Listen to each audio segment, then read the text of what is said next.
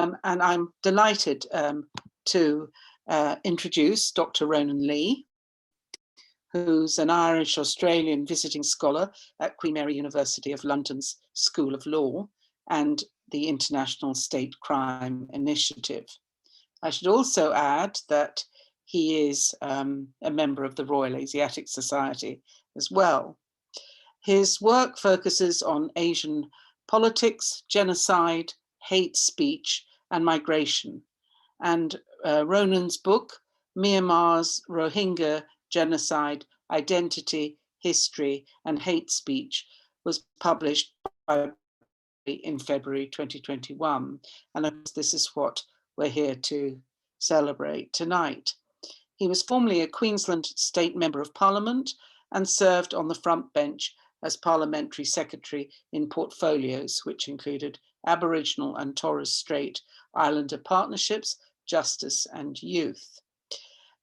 We also have with us Professor Michael Charney, who's very graciously agreed to act as a discussant tonight.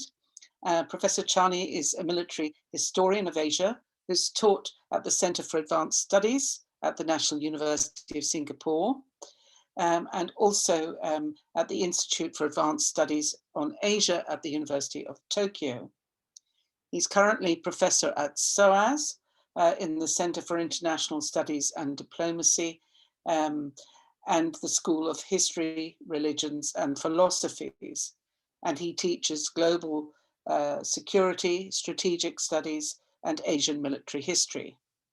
Professor Charney's publications include The History of Modern Burma, which I'm sure many of you may be familiar with, and more recently, Imperial Military Transportation in British Asia, Burma 1941 to 42. So I would like to extend a very warm welcome to all of you and of course our audience, and thank you very much for joining us this evening. So I'm going to hand over to Ronan now.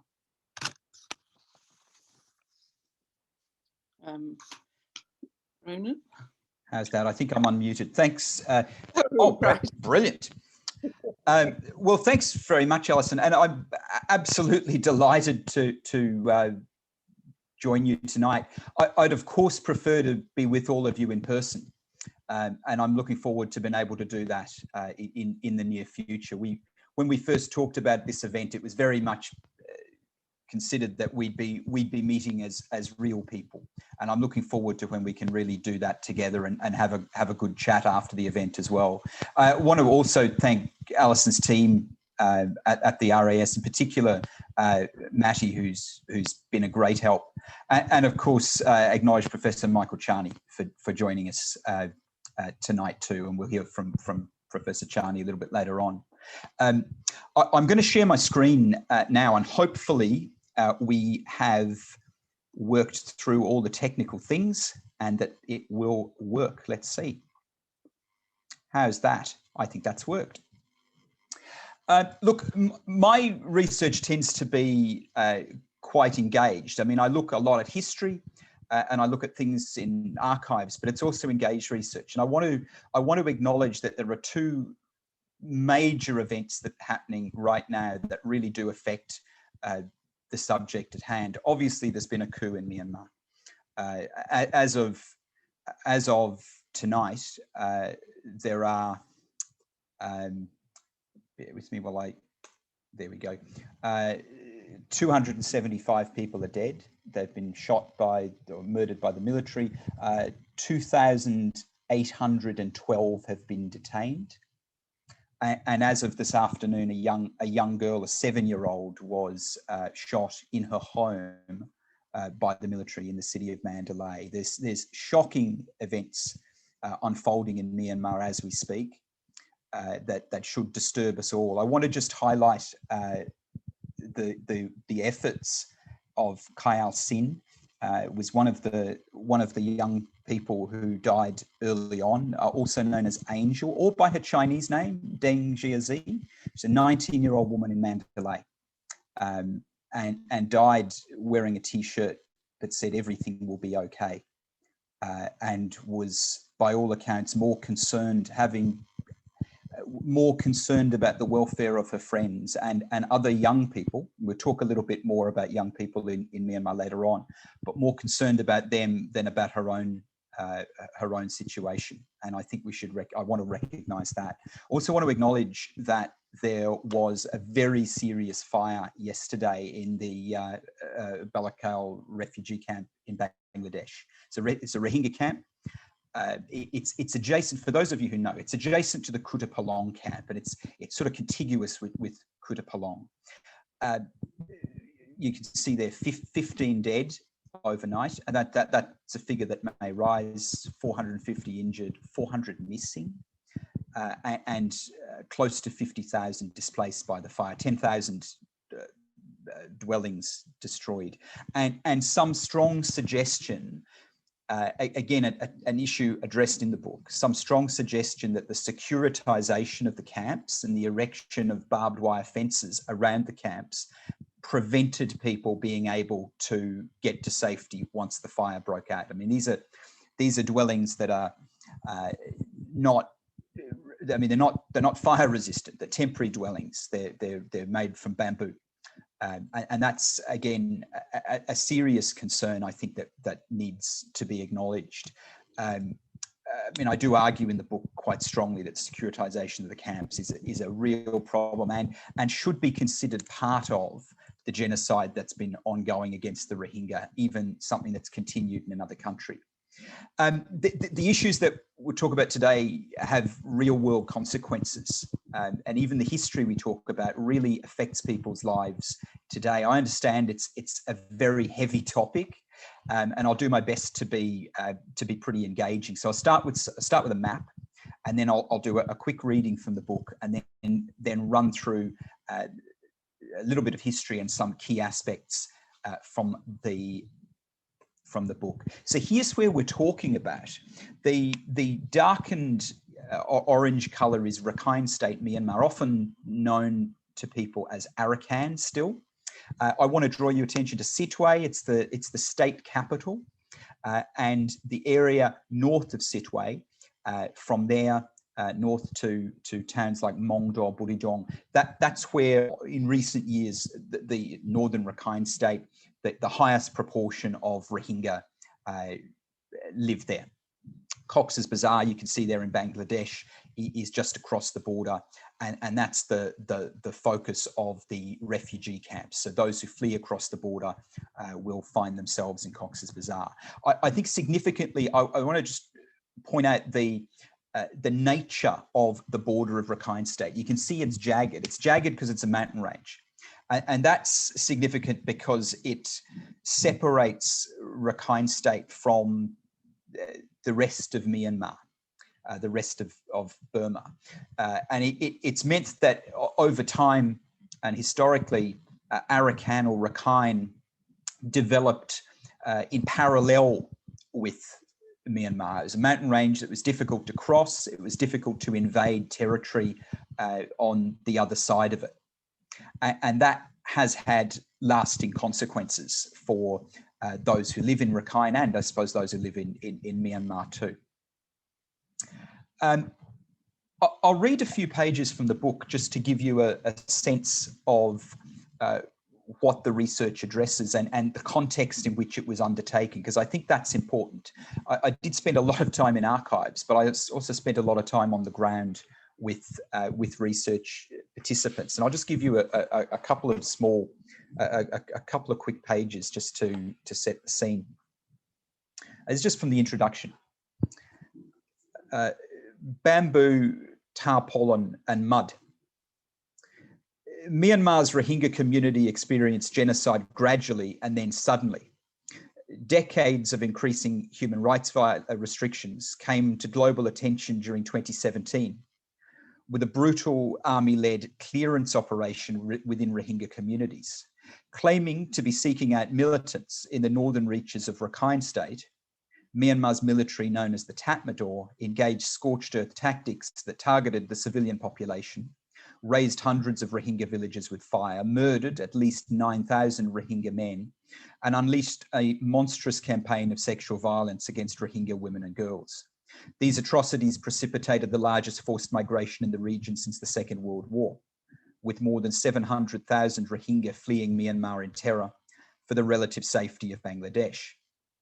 Already extremely poor Rohingya refugees arrived in Bangladesh on foot, carrying whatever possessions they could: cooking pots, sometimes rice, the occasional portable solar panel, and often infants or enfeebled elderly relatives. They also came with blood-curdling accounts of the sexual violence unleashed by Myanmar's military, and of how army helicopters were used to spread fire through the Rohingyas' largely bamboo villages. Along Bangladesh's frontier with Myanmar, a country regularly still known as Burma, land that had been unoccupied in late August, we'll see some photos of this later on, land that had been unoccupied in late August, by October had become a cramped shanty city of bamboo, tarpaulin and mud that stretched to the horizon. These new camps, within weeks of being established, became home to more people than cities the size of Dublin or Washington, DC. Humanitarian agencies struggled to provide the food, water and sanitation necessary for the rapidly growing and severely traumatized population. The scale of the forced displacement of Myanmar's Rohingya was horrifying.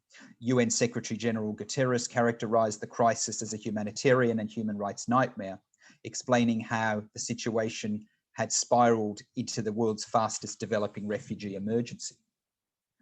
In the immediate aftermath of the 2017 forced deportation, I was encouraged by Rohingya friends to visit the Bangladesh camps to see for myself the consequences of Myanmar's latest military crackdown. I mean, not the first by any stretch of the imagination.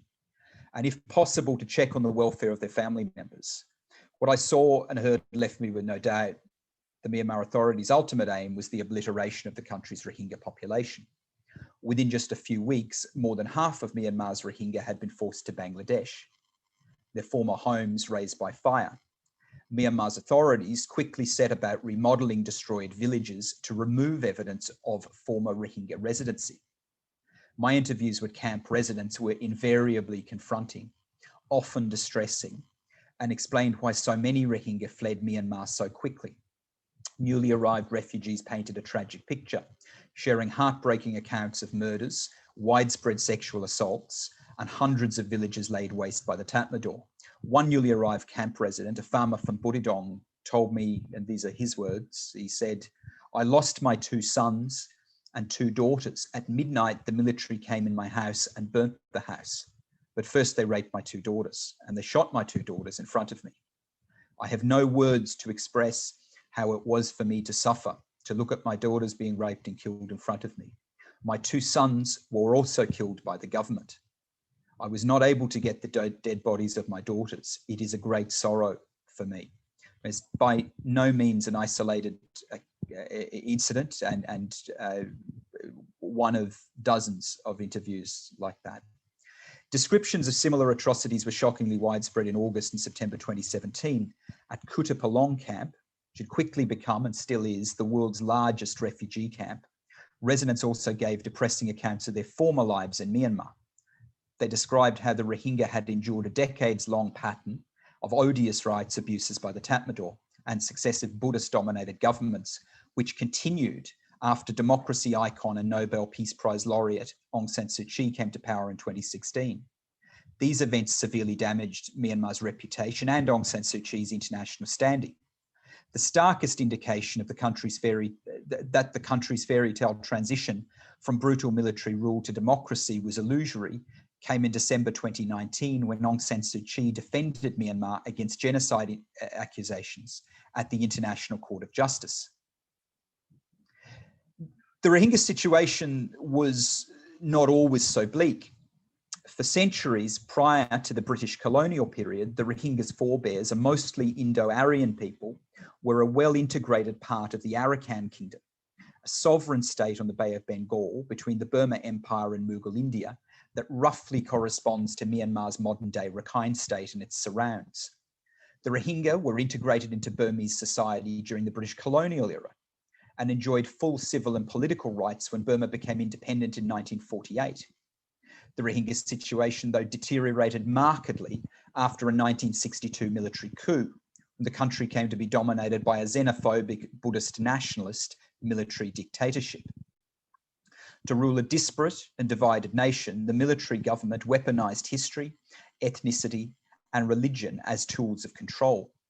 Collective citizenship rights were closely linked with prior recognition as a Tayinta or national race, akin to Indigenous, for groups who traced ancestry in the country to before the start of the British colonial era in 1823. Many in Myanmar today regard recognition as a Tayinta as the peak of the country's rights hierarchy, surpassing even the value of an individually recognised citizenship. In a legal sense, Tayinta status became pivotal to the Rohingya's collective citizenship and rights claims. By portraying the largely Muslim Rohingya as a population of more recently arrived migrants from neighbouring Bengal, Myanmar's Buddhist-dominated authorities denied them acknowledgement as a Tayinta and refused and frequently reversed their citizenship claims. The consequences of this for the Rohingya have been dire. From the 1960s, the Rohingya's rights were steadily restricted. They had limitations in their access to education and healthcare, their ability to marry and have children, earn a living and travel. Even short journeys between adjacent villages were strictly controlled. Rohingya increasingly found they could not rely on the authorities to acknowledge the validity of their identity documents, including passports as proof of citizenship. Claims about history by Myanmar's government, military and nationalists that erase the Rohingya's long-term and legitimate presence in the country are central to the Rohingya's statelessness and the appalling rights abuses that have accompanied this. The Rohingya are now the world's largest stateless group, with the majority living as refugees in Bangladesh, while those who remain in Myanmar are subject to apartheid conditions, mass incarceration and genocide crimes. In this desperately sad context, I undertook research with Rohingya communities in Myanmar with newly arrived refugees in Bangladesh and among the Rohingya's global diaspora. These Rohingya perspectives obviously are presented in the book and contextualised by the history, including new archival research and an examination of the citizenship law. I show how the historical record and Rohingya views clash with official narratives about history that have been used to block Rohingya citizenship claims and enable and justify human rights violations against them. The Rohingya situation is grim, but it needn't be hopeless. My new archival research strengthens Rohingya claims to a long ancestry in Myanmar. I'll talk about this in a moment. Tracing back to ancient Arakan, I argue that the historical record shows the Rohingya are indigenous to Myanmar and thus ought to be recognised as a Tayinta and granted collective citizenship rights. I'm strongly supportive of efforts to seek justice for the Rohingya through legal mechanisms like the International Criminal Court and the ICJ. But I believe that a greater focus on Myanmar's domestic politics will be crucial for the Rohingya to achieve the domestic rights, including citizenship, that they're entitled to. The book involved research that ideally wish did not need to be undertaken, and the Rohingya deserve better than the bleak circumstances they found themselves in. And my hope is that clarity about Myanmar's history and the Rohingya's own perspectives will strengthen their citizenship and rights claims. I also hope that giving some voice to the Rohingya will contribute to the preservation of Rohingya historical memory, which is an increasingly important task as Myanmar officialdom aggressively works to erase it. I might now just give a quick historical overview. I mean, that's the situation faced by the Rohingya, and that's why they're in the dire straits that they are. Rohingya will often say that their people have lived in Arakan or in Myanmar from time immemorial, and they're not far wrong. The impenetrability of the Arakan Yoma means that there was obviously parallel development on either side, difficult for invasions to occur, but that is in contrast to the territory in southern Bangladesh. Arakan originally, and this is more Professor Charney's area of expertise, but Arakan originally had an Indianized history, and certainly an Indo-Aryan history. It was far from isolated historically, and extensive trade links that go back millennia. Arakan, the land of Arakan, was noted by Ptolemy. It was noted by Strabo. I mean, this is not a place that was unknown to the outside world. It was on a key pilgrimage route for Chinese Buddhists to Sri Lanka, and Islam came to Arakan quite early, perhaps as early as the 8th century, which is what the Rohingya themselves contend. There was extensive focus on maritime trade, and particularly as shipbuilding technology improved. There would have, of course, been local conversions to Islam too, and examples of Islam moving from west to east, from Bengal into Arakan. The 9th century brought the arrival of a Buddhist group, the ancestors of the ethnic Rakhine Buddhist group, who were the majority population of Rakhine state. They're about the figures are about 70%, 30%, or 66 to 33% between Rakhine and the Muslim community, although that was prior to the forced displacement of 2017. There was an invasion, though, and there was an invasion by the Burmese in the 1400s, and it set off a chain of events that led to the formation of a new polity, a new kingdom in Arakan. Arakan's king fled to Bengal with the help of the Bengal Sultanate, returned to Arakan, and in 1430 established what became the area's most prestigious and successful and powerful kingdom, based on the urban side of Mrao. By the 17th century, this was, I mean, to give you some context, but the 17th century, this was a place estimated to have a population of about 160,000 people. I mean, this was when the population of London was estimated to be about 200,000. Paris 220,000. I mean, these were big global cities, and Mrao's population estimated not far behind that. It was multi-ethnic and it was multi-religious, but religion and ethnicity were not the unchanging things that they are in modern Myanmar. The kingdom minted coins that include, I mean, there was a trading kingdom. They minted coins that included the kalima, the Islamic declaration of faith, and they used Persian as the court language. I mean, this was not a place that was anti-Islam by any stretch of the imagination. And in fact, Persian was being used by the kings of Arakan well up until the late 1700s. In their communications. Worth noting that Zheng He visited Arakan at one point on one of his voyages, and described extensive Muslim influence. Now, he visited what was then northern Arakan, which was beyond the current boundaries of Rakhine State. At its most powerful,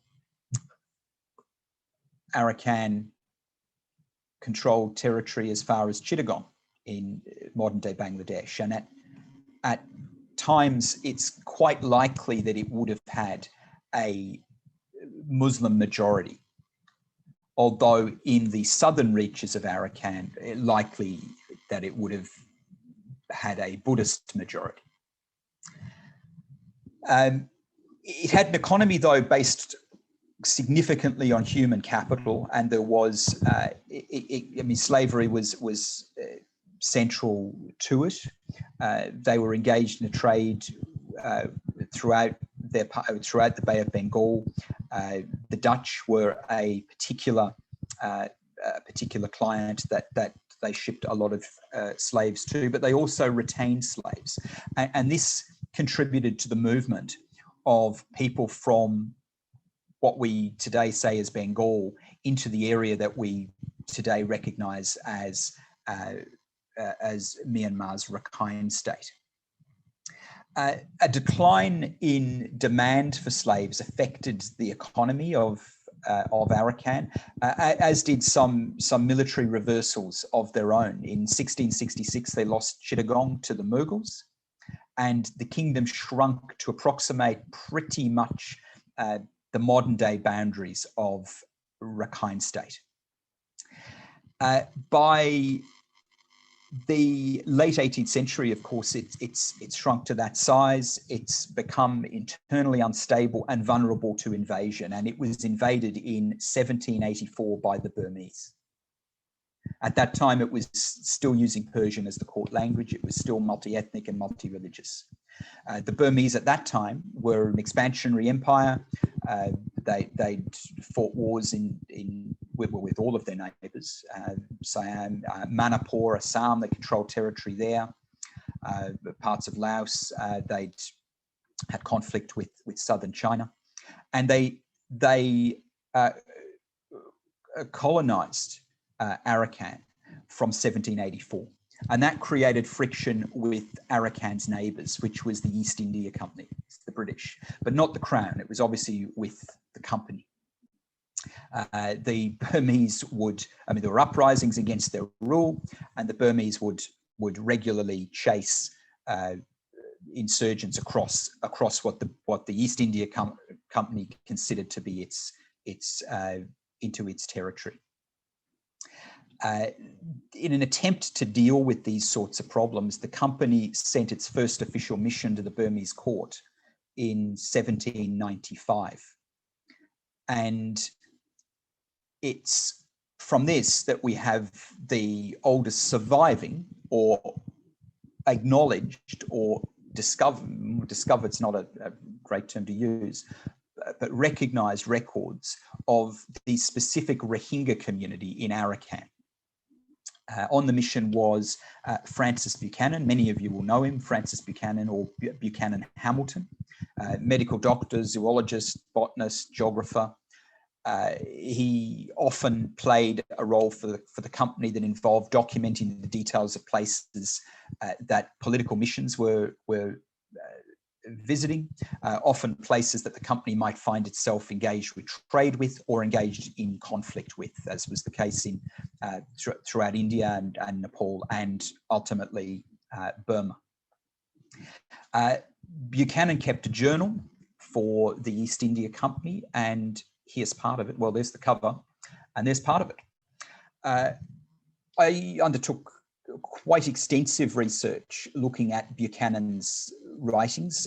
So research looking at so this was in the East India Company archive of the British Library, looking at the period prior to British colonial rule in Burma. So that period prior to 1823. And Buchanan identified in his journal a group, the forebears of the contemporary Rohingya.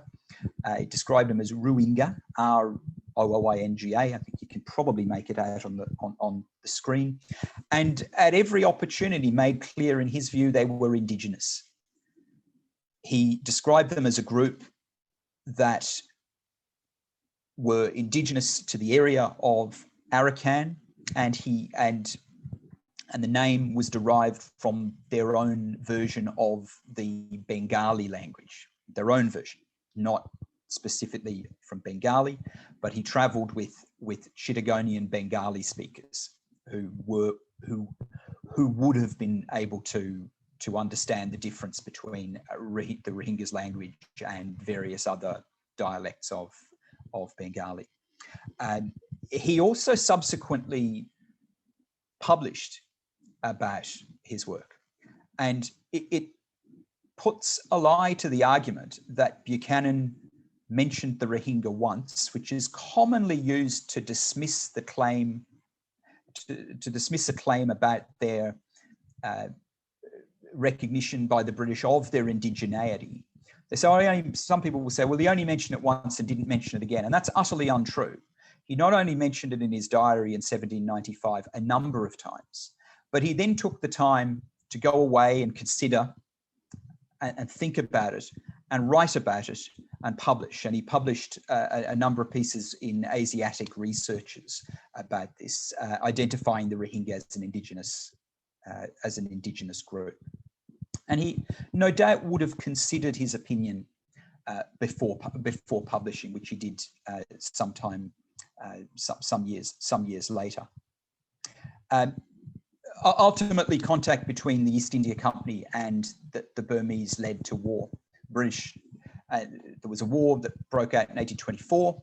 The British won it with some trouble by 1826. And the first territory that they took and ultimately retained for the duration of colonial rule was Arakan. So Arakan, which had been controlled by the Burmese for less than 40 years, has now ended up controlled by the British. How are we for time? I'll fly through the last little bits because I don't want to go too long. I want to leave plenty of time for Professor Chani and for questions. The proportion of Muslims that were living in Arakan at the time of the British arrival, about a third, which is very similar to the proportion that was living there when the most recent census was undertaken. There was unquestionably migration into Burma during the colonial era. Migration into Arakan was different in its character. It was often annual migration, so people would come in and do work and then go home, or it was male. And that's particularly significant when questions of indigeneity in the future become a factor. If the only permanent migrants are male, then unquestionably, if they're having children with indigenous, acknowledged indigenous locals. When Burma gained independence in 1948, the Rohingya situation was still pretty good. They served in parliament. Their language was broadcast on the radio. They were a full part of the national political fabric, but that changed with the military coup, as I said, in 1962. Things got worse consistently during military rule. A key element of that was that citizenship came to be reliant, citizenship rights came to rely upon your membership of a recognised indigenous group. And the military wrongly and refused to recognise the indigeneity of the Rohingya, and that's provided them with the legal sheen to restrict their rights and paint the group as foreign. Look, in recent times, the political transition hasn't helped much. You can see there. By the time Myanmar was transitioning, the Rohingya was supposedly transitioning post 2010 or 2015. The Rohingya situation was absolutely dire. New political freedoms in Myanmar just opened up opportunities for people to, well, quite frankly, it allowed nationalists to weaponize ethnicity and race in a way the military had been doing for years, but now they can use modern communication technologies. And I think I've got a slide that, SIM cards, for instance, dropped in price significantly and very quickly, so people could access mobile phone technology. You can see how this is from Viber, which is one of it's like WhatsApp. At one point, it was the most at one point, not anymore. It was the most popular messaging app within Myanmar. But you can see their mascot, the cat, there is at the Shwedagon Pagoda, and he's undertaking other Buddhist activities. These are the other sorts of stickers available. The peaceful Myanmar ones, I think, are worth pointing out because, of course, there's 8 ethnic groups represented there, but groups like the Rohingya are not among them. And you can also note the skin tones. Everything's lightened to make everyone look very light in colour. Quite often in nationalist media within Myanmar, they'll darken the skin tones of the Rohingya to make them look and appear very dark and foreign and sinister. It's a tactic to undermine their role within society and present other groups as legitimately part of Myanmar society and the Rohingya as separate to it. I won't talk about figures like Warathu. I'm sure some of you already know. This is the Jama Mosque in Sittwe. It's one of the oldest buildings in Sittwe, but it's been closed since 2012. And in 2012, there was violence in Rakhine State that the authorities of Myanmar describe quite often as communal, but it was a pogrom against the Rohingya community.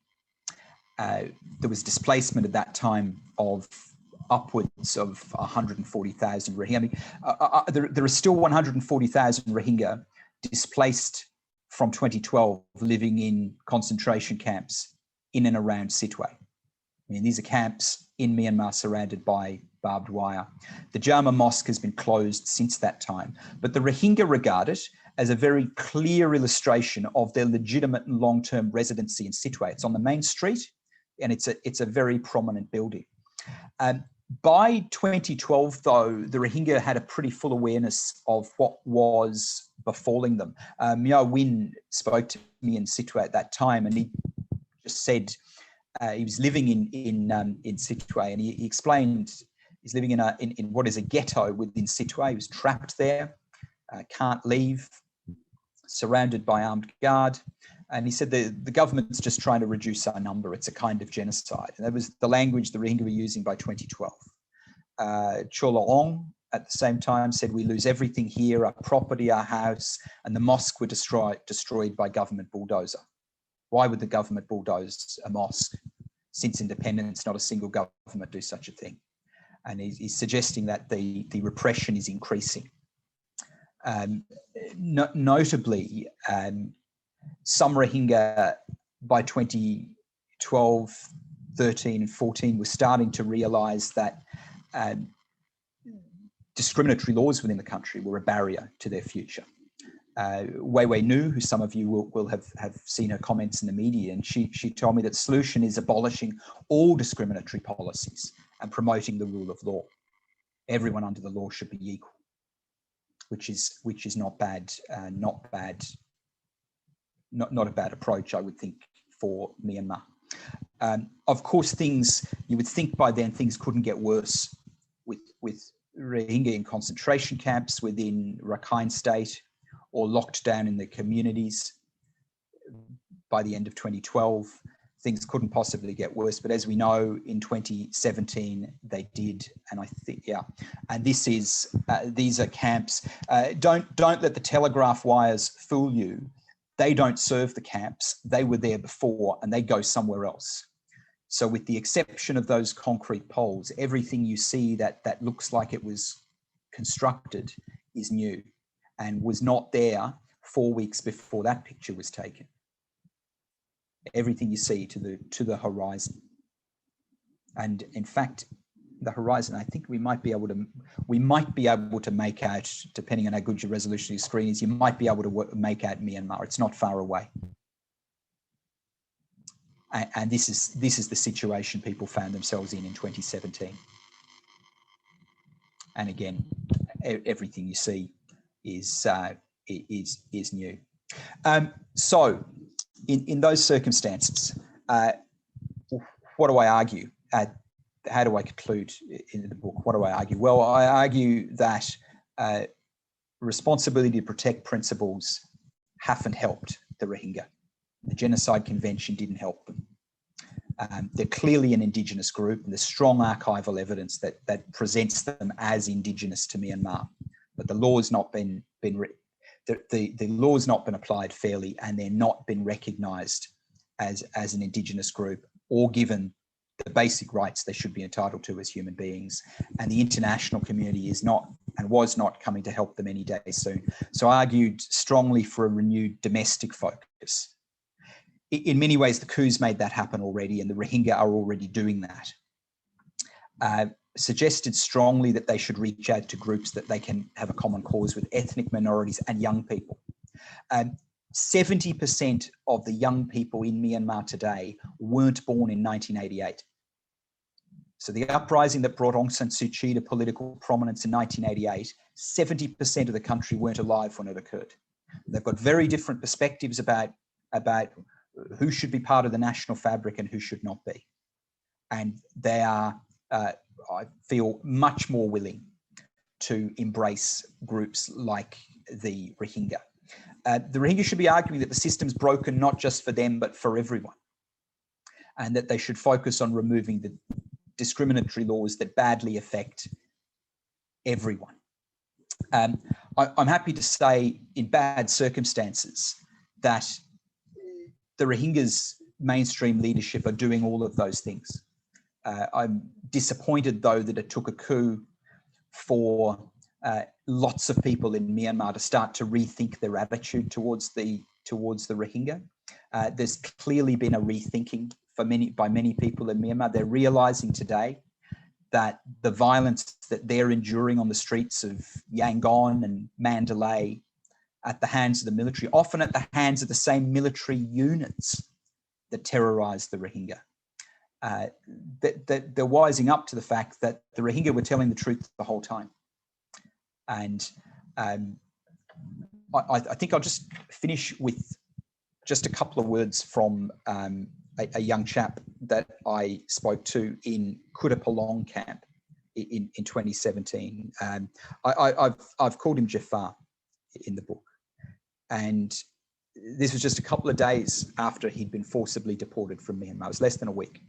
So he's pretty recently arrived, and very grateful that, I mean, he was keen to speak with me, but very grateful that he did. And he said, my grandfather was born there. And he obviously he's pointed to Myanmar. We're very close to the border. My grandfather was born there. My father was born there. I was born there. We are Rohingya. Thanks, everyone. I'll end there. Thank you very much, Ronan. Shall we turn to Professor Charney now for your response? Hi, thank you for having me. Ronan Lee's important new book offers a comprehensive account of the history of the Rohingya from their roots in the country to a military slaughter in 2017 that forced, for the third time since 1978, hundreds of thousands of Rohingya to seek refuge in Bangladesh. In doing so, Lee sorts out the good and the bad as particular foci. Among the disappointments, the international community, while vocally supportive, has found it increasingly difficult to develop meaningful leverage over the many successive Burmese juntas. We often stress the role of Russia and the PRC in preventing the UN Security Council from agreeing to a binding resolution in 2017, a problem that, as we see in the current crisis, has not gone away.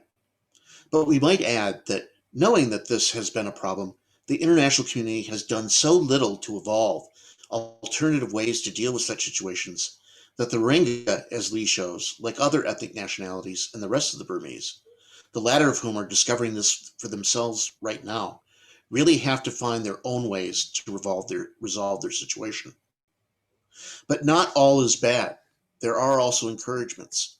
Lee draws attention to the realization, for example, that hate among the Bamars for the Rohingya may not have been so much organic as they had been instrumentalized by the military and other haters, both at home and abroad. Lee points to the heavy lifting done by the Damado's psychological warfare operatives, 700 alone involved in the social media assault on the Rohingya leading up to the 2017 genocidal attacks. With so much effort required, Lee observes that the anti-Muslim and anti-Rohingya vitriol may have been superficial and unrepresentative.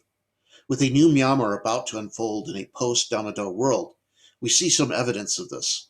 Amongst the most powerful signs seen in the protests have been those indicating contrition by other Burmese for not having done more when the Damado had turned against the Rohingya 3.5 years ago. There are several grand narratives that Lee weaves together in his examination. One is the historical rise of the Rohingya as an indigenous ethnic group in the early modern period and before.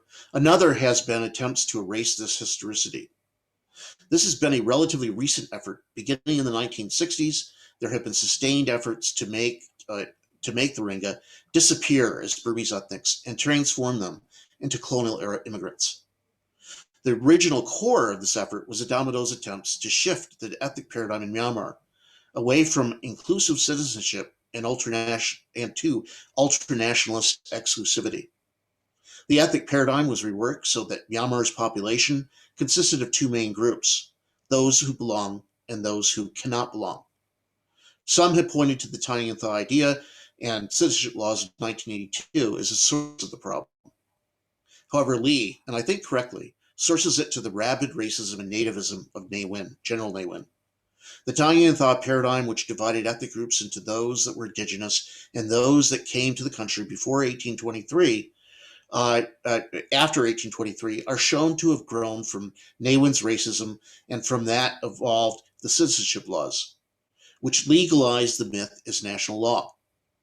Many of the anti-Rohingya actions up through the Naga Min operations were directed at removing the evidence of previous Burmese national recognition of the Rohingya and their nationality. We see in these developments the vulnerability of different communities to states when ultra-nationalist nativists take control, as they did in Myanmar in 1962.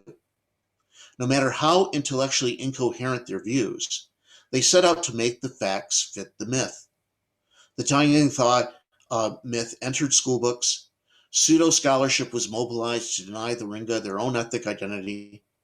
This increasingly vicious trajectory culminated in 2017 with the Damodar selecting the intellectual and educated classes amongst the Rohingya for extermination to deny the body the head. Where the reality brought racist ideas into question, the military and its affiliates at home and abroad were determined to deny or erase any evidence that stood in their way.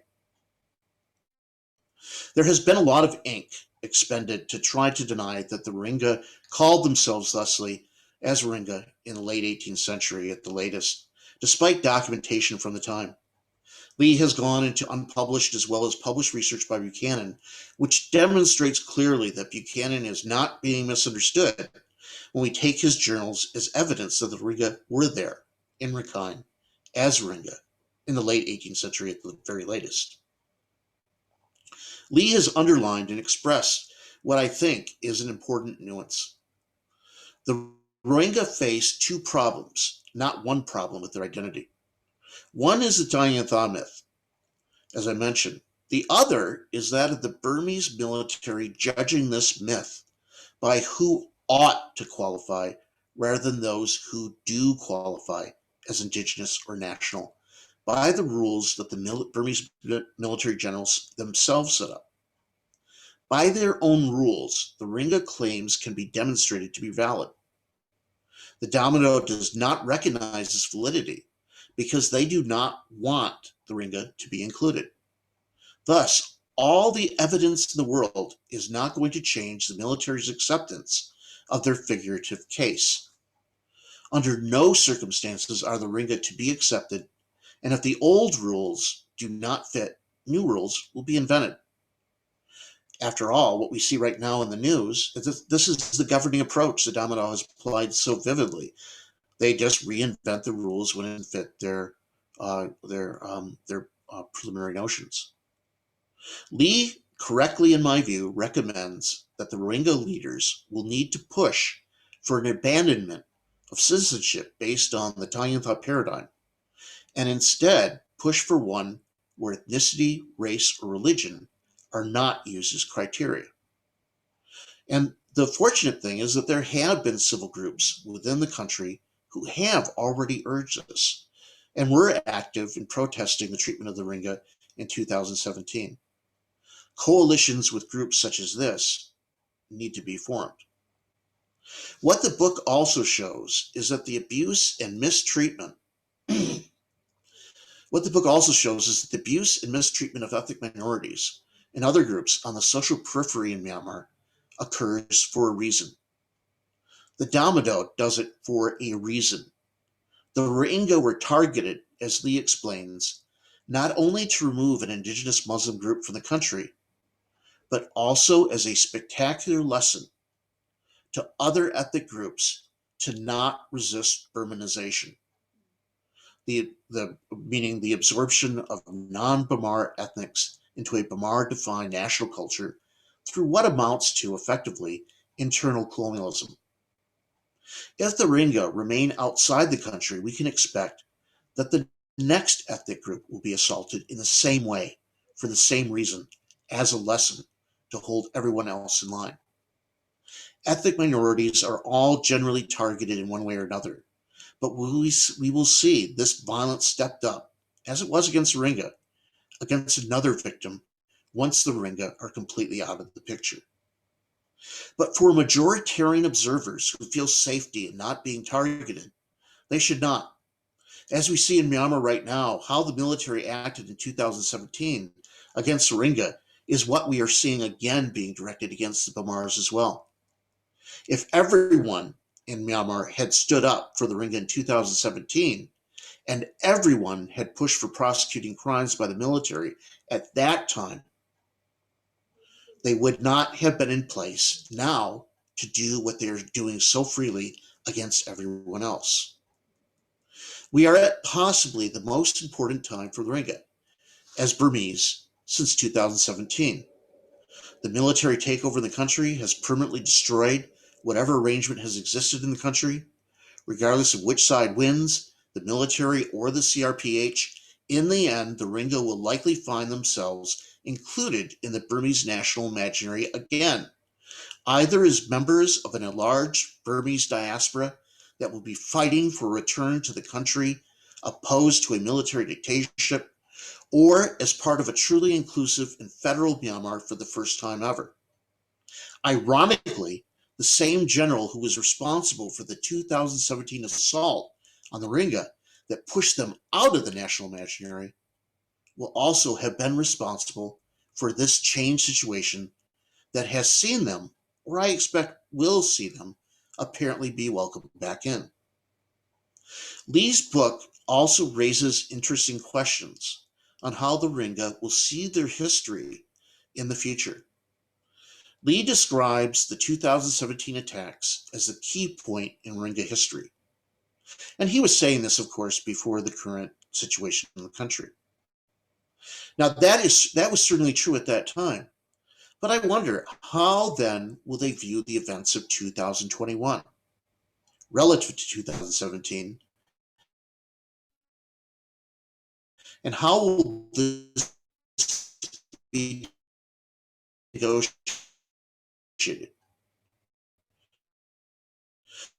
We can imagine that if the Rohingya embrace this too. If not, will the focus on 2017 be discouraged by the rest of the country? Will this then be a continued point of division?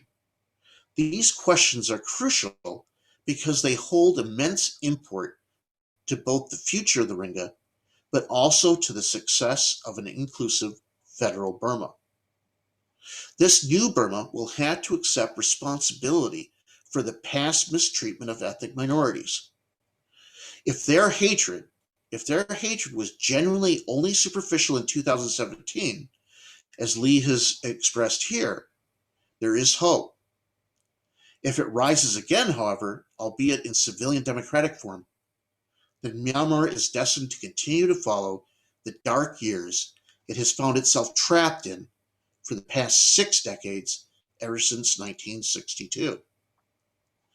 Still, the path may be more difficult than this simple equation seems. The Rohingya issue is not just an ethnic issue, it is also a religious issue. Burmese national culture can accommodate ethnic difference. It has in the past under U Nu in the 1950s.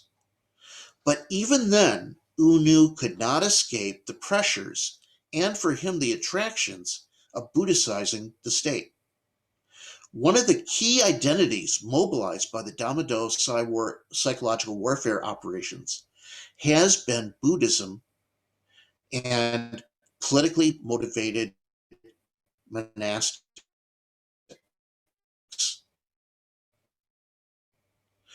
This was true in the Civil War against the communists, and it is true now of the attacks on the Rohingya from 2012 up to 2017 and after. Rethinking the secular I have for Ronan then is, will most Burmese be able to accept this? We can advise that this is the best path to take. This is the solution to the problem.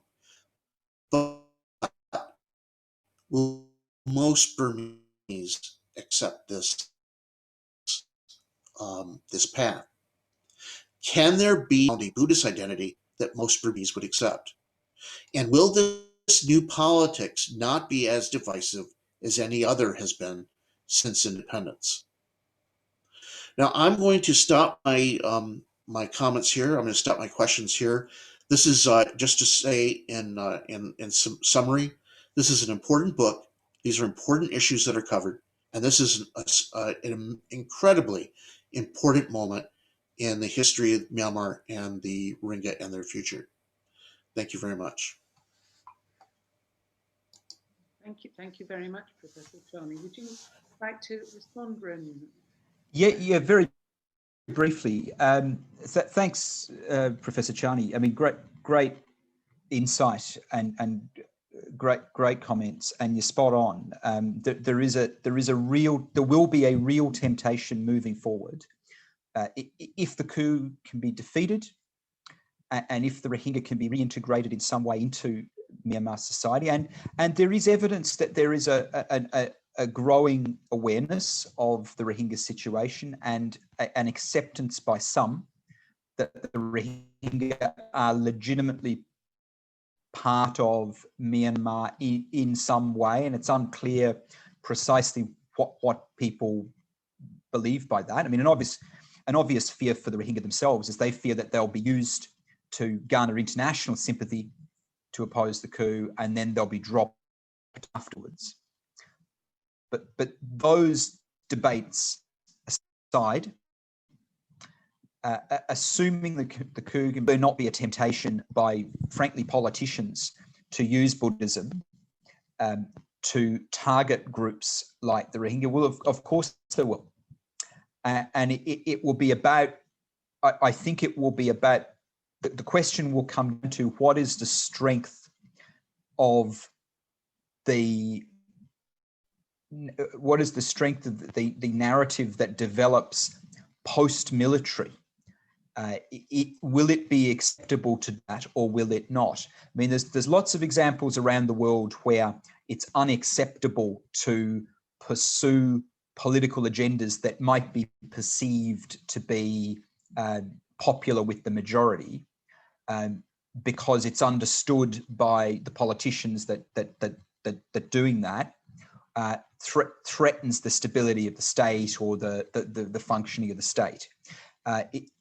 It will be important, I think, for Myanmar's new political leaders, hopefully including lots of young people who've actually been very much excluded from political leadership in Myanmar over the last 10 years, and excluded from leadership roles within Aung San Suu Kyi's political party too.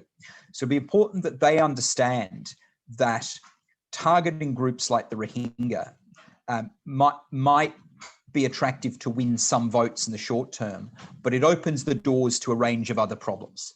Because as the Rohingya know, once they're targeted, the bad guys will move on to someone else, whether it's Christians or whether it's other ethnic minority. But that'll be the big challenge for Myanmar, and that'll be, I mean, the thing that makes people proud to be part of a country is having overcome challenges. I mean, how many foundation myths do we see globally that are about people coming together and overcoming insurmountable challenges? And this is a big challenge for a country like Myanmar moving forward.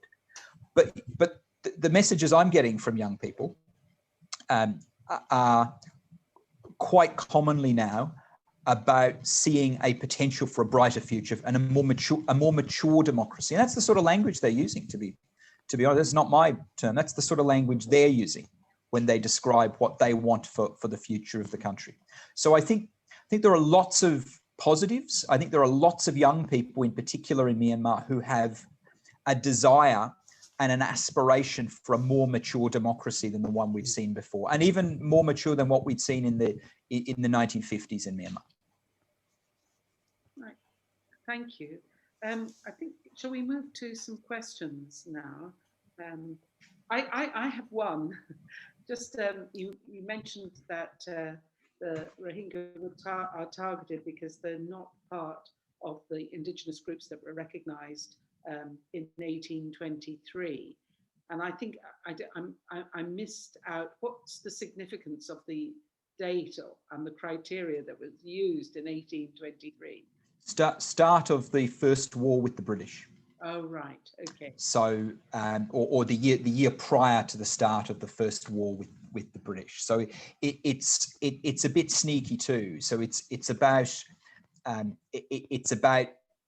presenting those that are regarded as not meeting that criteria as clearly colonial migrants and tying them to the colonial era.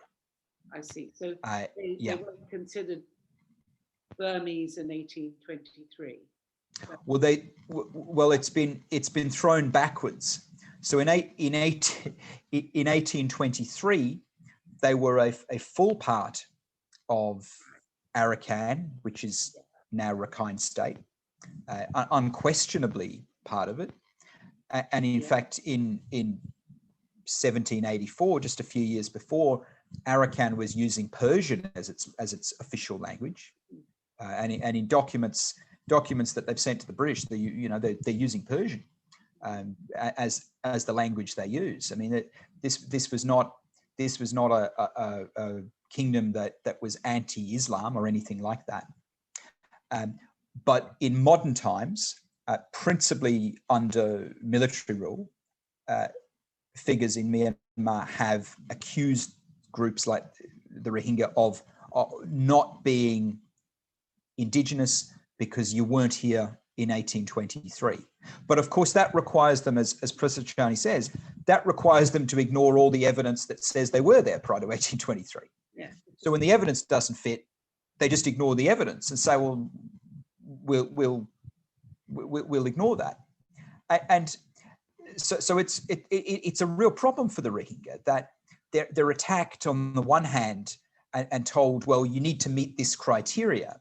And this is a huge problem for them and a great frustration for the Rohingya, because they're told to get your rights, you've got to meet this criteria. So they demonstrate that they do meet the criteria. And then they're told, nah, that won't be accepted. And it's a huge frustration for them, because they feel, I mean, they're surprisingly loyal to Myanmar. I'm not sure in the circumstances I would be. Now, it's their ancestral land, so they have an affinity to it. But I think if I was in their shoes, I'd be pretty grumpy and far less desiring to be part of this thing, maybe. But it's their ancestral land. They want to live on it in peace with their rights acknowledged. And they're deeply frustrated that whenever they demonstrate that they do meet the criteria to be regarded as Indigenous, it's discounted by the authorities. And this is also part of burning the villages isn't just about removing. I mean, yes, it's about removing evidence Rohingya lived in these places, and that's a tactic of genocide, a recognised tactic of genocide. But it's also about destroying documents. It's about limiting their ability to actually demonstrate with documentary proof. I mean, one of the really impressive things, and it was noteworthy things that I found in 2017, was you'd meet people who had walked. I mean, I met one man who'd walked for days with a bullet wound in his leg to get to safety, and he'd carried all his family's documents. He showed me his I think it was he had his grandfather's passport, which had the word Rohingya written in it. He had identity documents. He'd gone to some effort to maintain. They were wrapped in plastic bags, and he'd carried these things through rivers and over mountains. It's really important to them, but that's why the military burns these places. So any document that you've left behind, it'll be gone. Thank you. Well, I'm going to go to the list of questions now. We have a question from our former archivist, actually, Nancy. She says, thank you, Ronan, for such a useful review of the Rohingya situation. how can Westerners in Myanmar at this present time best help in this current situation? Well, thanks. And I actually know that Nancy knows Buchanan's work well from because we've had conversations about it. It's a great question. What I'm saying is we need in the UK, for instance, we need to be pressuring. I mean, the UK is on the UN Security Council. The UK is it's the former colonial power. It has significant influence on this question, and when it drags its heels on action, that gives license to other Western countries to drag their heels. And the UK has not been great in terms of dealing with this. There are opportunities to target Myanmar's military and their business interests. And the UK government, no, they're not alone in not being strong on this. So I'm not just singling them out. I had some strong words to say yesterday about the EU. But we need to be pushing our local politicians. So the good folk at Burma Campaign UK have forms on their website, and you can just fill in your name and it'll send an email directly to your local politician. I do it all the time. He's always delighted to hear from me, as you can imagine. But the sort of action that we want is we want military companies to be targeted, because we want to make the cost of this coup heavy for the military. This dovetails with the strategy of the civil disobedience movement within Myanmar, which is about limiting the military's access to cash. They're desperate for cash and resources. The military in Myanmar is not just the way we would understand a military organization. It's a criminal gang, and it functions in part to make the people at the top and their families and hangers-on rich, and they need cash to continue to do that. I mean, it's a bit like looking at a sort of a sophisticated drug gang. If they can't deliver for the people around them, they'll start to look at Min Aung Hlaing, the general that's led the coup, and he led the coup because he's turning 65 this year. He wasn't going to be. It's believed he wasn't going to be allowed to stay on. The civilian government wasn't going to change the law to allow him to stay on in power in the military. He's got his family of extensive business interests, so he launched a coup to protect their business interests. So squeezing them financially really does have an effect. And I think we ought to be pushing our local politicians to do more, and the UK can and should do a lot more. I mean, the UN Security Council has been poor on this. Professor Charney has nailed it. Like complaining, using China and Russia as an excuse for inaction is really weak. There is a military shooting children in their homes in Myanmar, and a population of that country, millions of them have come onto the streets, and they are requesting and calling for international help, and we're not giving it. I mean, hundreds of peaceful protesters shot, often by snipers. I mean, this is.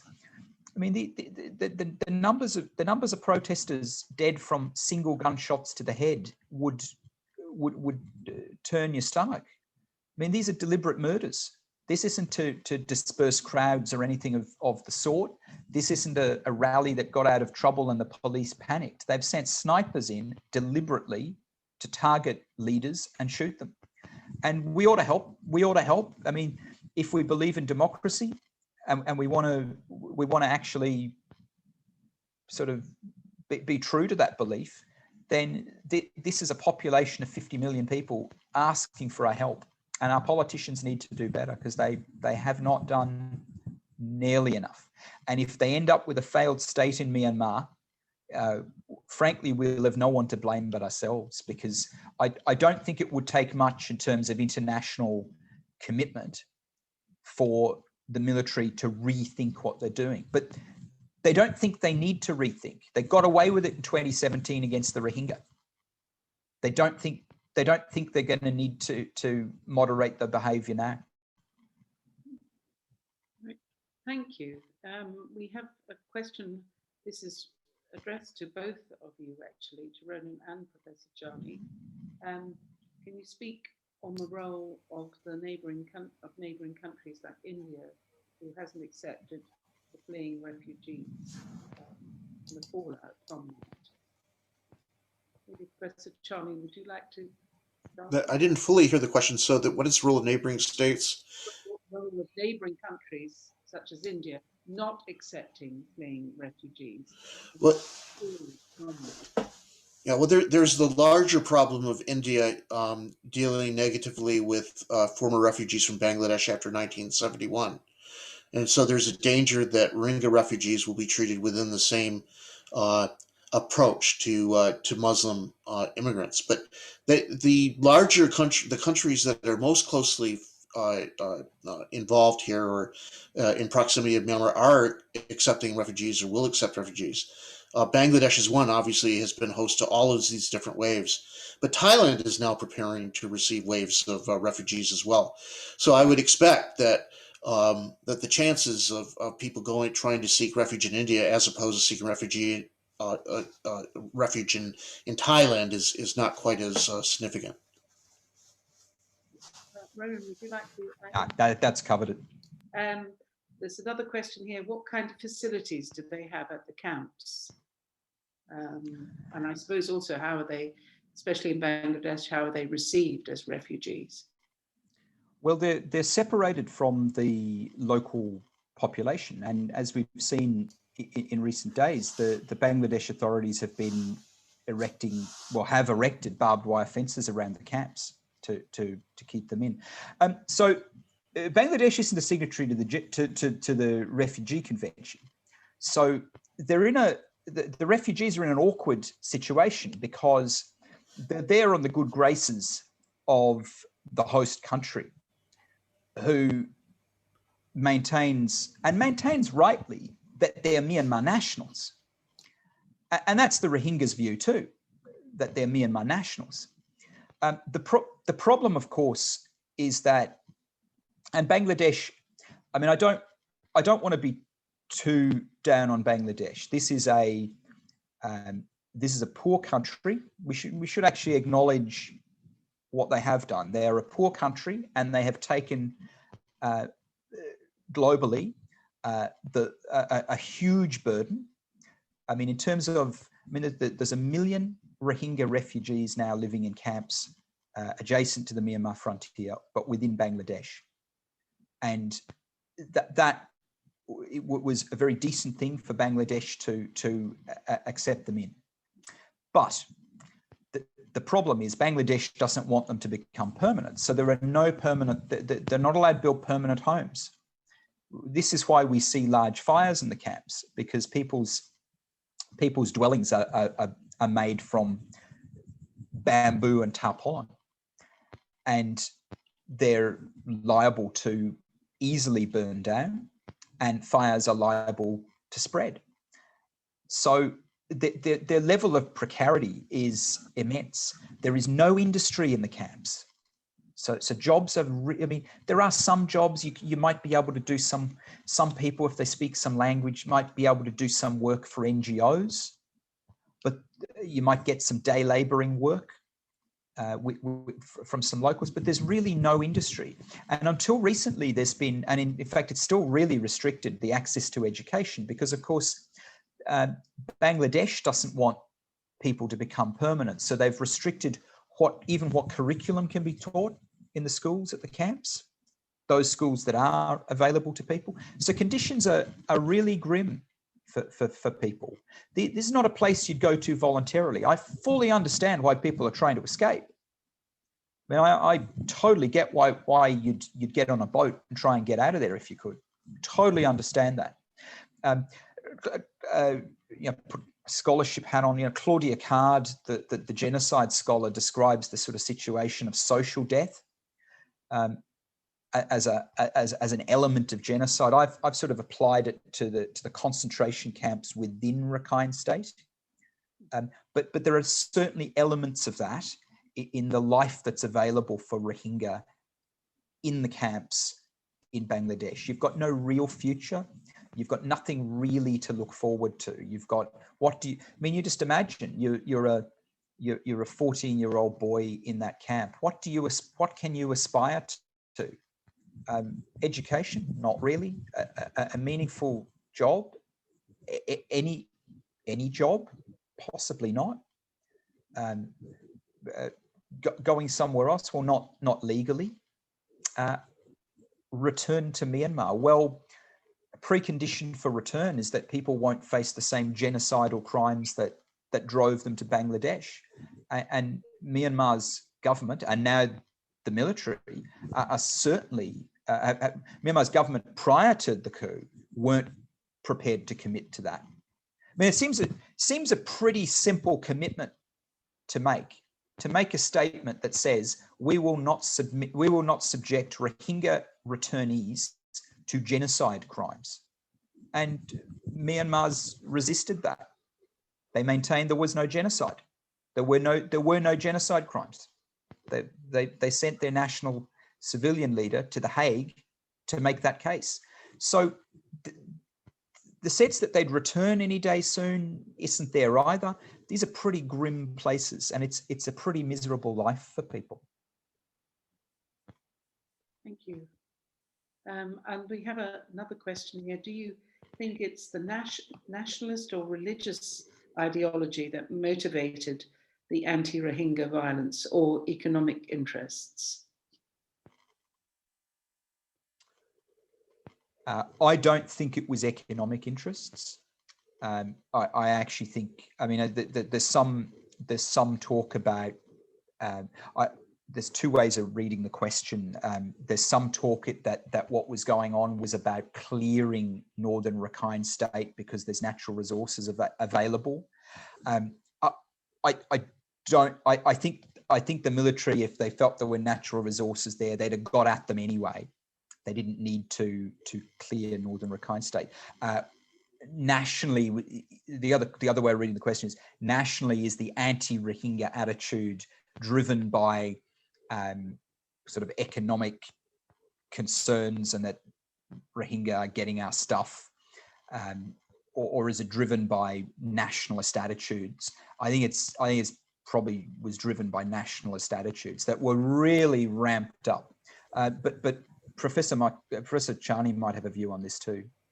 Okay, one of the problems with assessing what the real motives are is nobody's been able really to get in there afterwards to do an adequate job of really digging everything up in terms of, well, we just, until this regime collapses, we won't know all of the business connections and a lot of the stuff that was happening behind the decisions. But one of the things I would point to is that as soon as the military had pushed out the Muslims, then the Rohingya, then they turned on the Buddhist Rakhine.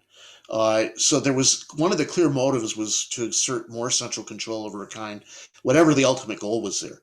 One possibility was that this is on the route to Bangladesh, which has a growing economy, rapidly growing economy. It could have been to a connection with routes, with trade routes. It could have also been an idea to set up a new economic zone in the northern part of Rakhine and re-invite portions of the Rohingya back in who would live without citizenship but in virtual servitude at a low rate of pay within these new economic zones. It might have been connected to China, and there's all kinds of possibilities, but we won't fully know until later on.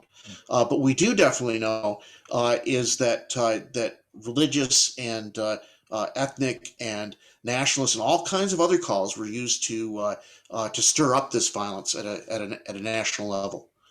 So regardless of how this whole thing was instrumentalized, we won't know fully what was at work in the motives until actually this current situation dispels, if the domino is overthrown. Right, and we've just got two final questions. Thank you. Does ingenuity pass equally through the male and female line according to the current legal regime? So. Well, that's unclear. Now, what maybe Professor Chani can shed more light on this. It seems to be the way the law is applied. I mean, let's leave aside questions of indigeneity for groups like the Rohingya. One of the issues that I looked at, and I touch on in the book, is the stupid, a process of giving people rights based on kind of ideas of, was your group here 150 years ago? But imagine what happens if mum's a Shan and dad's a Bamar, or mum's a Kachin and dad's a Chin. Well, what people do is what people do practically in Myanmar is, they might find the kid gets allocated an indigeneity or a label, but what people will often do is try and pick the best one or the strongest one, the one they think will work best for them, but they'll change it later on if they can. Now, that's not an option for the Rohingya. It's unclear to me through the law or the constitution what occurs in instances where there's, where you've got two indigenous parents of different groups. What is how do you classify the child? Do you have some clarity on that, Professor? I don't know in detail the legal regulations here on mixed parentage or so on. I think that I think it could be either parent. I think you have to have at least one parent that's a member of a national indigenous race by their regulations. But would they actually follow this, or would they not? So we know that, for example, to put this crudely, a large number of Rohingya women were raped by Damodar soldiers. Yeah. There are, I think at one time there was estimate that there may be 9,000 or 10,000 extra births as a result of this. So clearly they would have one parent who is a indigenous member by their regulations. Would they recognize any of these children as genuine Burmese? Would they give them citizenship? I don't think so. They would rework the rules again or reinterpret it in some way. So although there is this idea that you can claim it through either parent, it wouldn't be enforceable. It wouldn't be recognized depending on who the claimant is. But I'm not a lawyer, so. But that reinforces what Ronan has emphasized in the sense that it doesn't really matter what the rules are. What the end result they want is what matters and what they go with. Great, thank you. Now, Ronan, we have a question from your cousin in Dublin. Brilliant. I know. Who has said very nice things about the talk. I hope so. Yes, he says fantastic, educational, informative. Now, this is the question. What is going on there at the present moment is absolutely appalling. What we witness on a daily basis. In your opinion, can neighbouring countries do anything to end the present situation in Myanmar? And I'll put that to you, Ronan, first, and then to Professor Darnley.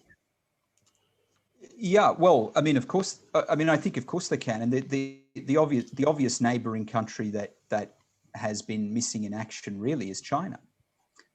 Has a 2,000-kilometre long land frontier with Myanmar, and has significant economic interests in the country and a long history with Myanmar, but is prepared to tolerate, is still, as of today, is still, I think, the biggest arms supplier to the Myanmar military, and showing no signs that they will stop doing that.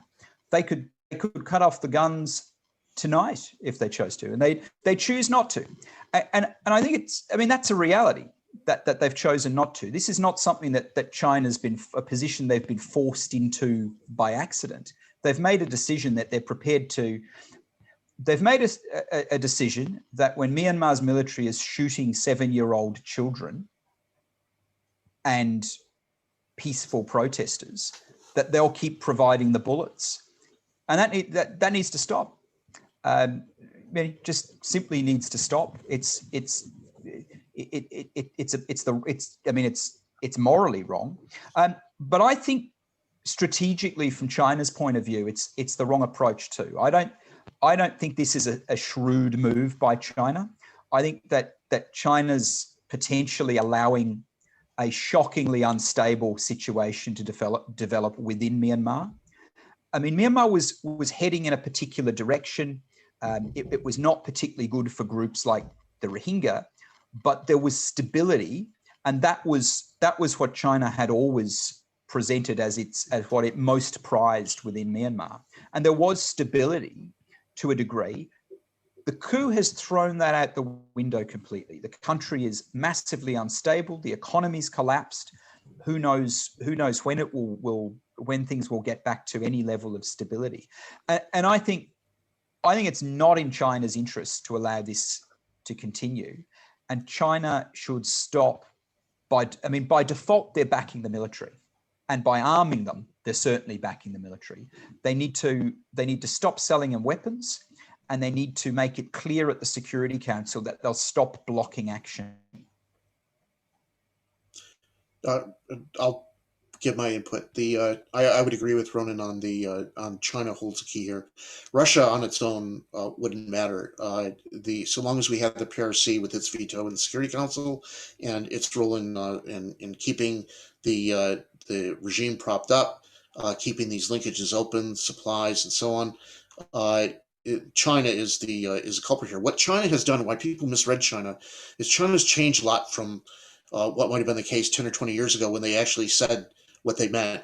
Now they've learned that if you combine lip service to whatever democratic values or human rights issues there are, or democratic situations, so we hope there's a return to democracy or the democratic path, that they can still go ahead with the real politic as usual. And that's what we've seen here, is that people were misguided by some of their statements that they preferred, the situation resolved or against the violence and all this. In actuality, they haven't changed any of their behavior. It's China that keeps the Myanmar military going. It's China who's going to be the market for the things they're extracting. It's going to be China is the one that has asked the military to protect their oil and gas pipelines. So that's their primary concern. PRC, Chinese assets in the country. That's it. They don't care about the Burmese people at all, and they could change the situation overnight just with a few key actions. ASEAN is also a potential player, but ASEAN suffers from the same problem that the UN Security Council does. You just have too many players with diverse interests who, and in this case, you have a number who are going to work against any type of intervention in the domestic situation. So it's really PRC that is the only force here that's positioned and able and has the leverage to make a change from the outside. Otherwise, the Burmese people the CRPH is going to be on its own. Well, thank you. I think we're going to finish there. You both must be exhausted because it's been a very interesting and very informative evening and really given me a lot of things to think about. And I hope everyone will go on and buy the book now. You should have received a link, and if you would like a link and you haven't got one, then just email either Matty or myself. So really, I just have to thank Ronan. Thank you very much for your talk tonight. And Professor Charney, thank you very much for participating very graciously and, contributing, another aspect, another way of looking at things with your particular insights into the situation. It's a tragic thing that's happening in our time, and like so many things, no one seems to be able to, find an answer to it, or an easy answer. So, thank you very much, and we will then end